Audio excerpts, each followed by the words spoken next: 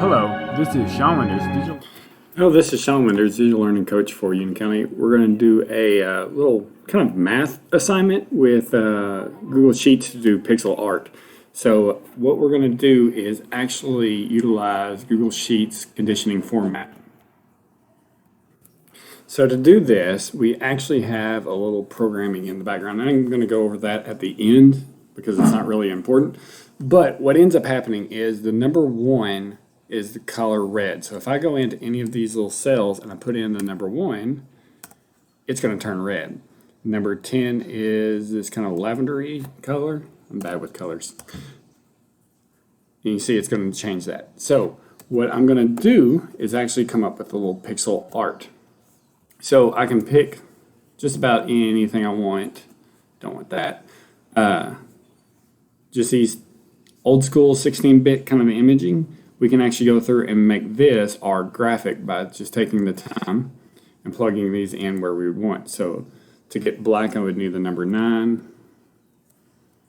And I just go in and I start putting in how I think it needs to look.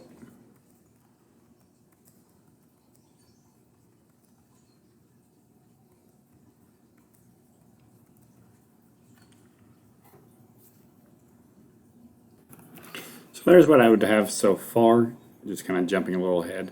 It doesn't have to be perfect, but the nice thing about this is I can tie this into a little math problem for my students.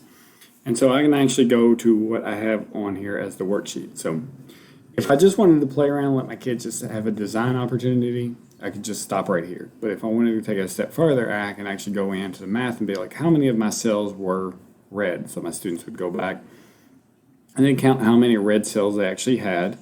And then we would go and do the same thing for each of the different colors. So I'm just going to estimate that I had 35 red cells. You'll see the color changes that it got filled in. Maybe I only had 10 black cells. I'm just kind of guessing. But then what is the percent for that? And so this is where it gets a little more tricky. I went ahead and noted that this is a 30 by 30 image, and so that means I have 30 and 30, so I should have 900 cells. So if I have 900 cells, what percent would that be? So I have to figure out the 35 over 900 and actually do the math there. Then once I actually do this, I can come back and say which one of these had the greatest percentages. And so it gives a little extra work for our students to kind of let them be thinking and give them that little additional drawing piece.